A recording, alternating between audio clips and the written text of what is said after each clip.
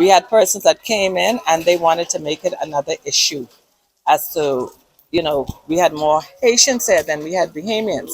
But that's a choice you make. You can come, it's open, it's not a closed shelter as it seemed to have been perceived. Knowles refuting claims that authorities were being discriminatory in who were allowed to access shelter at the Friendship Tabernacle Church, that church being one of several shelters that have been designated for residents in Marsh Harbor. And according to Knowles, Haitian nationals took advantage of its availability. They seem to have been the majority because much of them are living in tents still, domes, etc.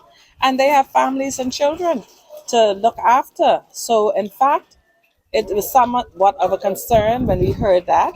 But even so, it's open to anybody, race, creed, religion. This coming on the heels of North Abaco Member of Parliament Kirk Cornish pleading with residents to seek shelter ahead of the impending storm. However, Knowles says there were some challenges.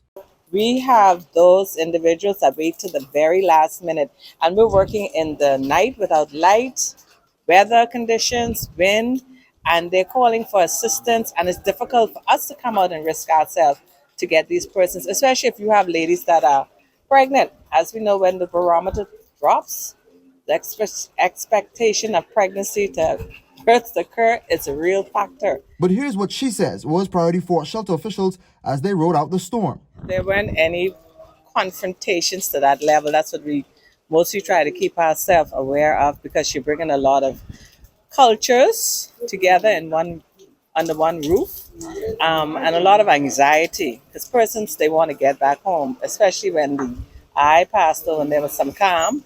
A lot of persons wanted to get home to get food, extra clothing, and it's difficult for us to let them out to come back into the shelter.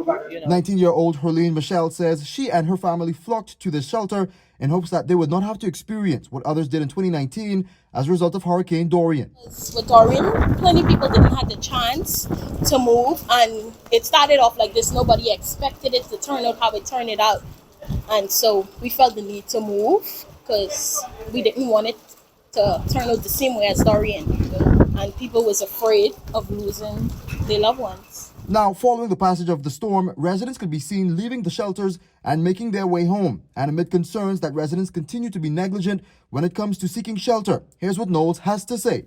You need to get to these shelters early because persons are still coming in here on the second day after the eye has already passed that are just coming in with their grandkids.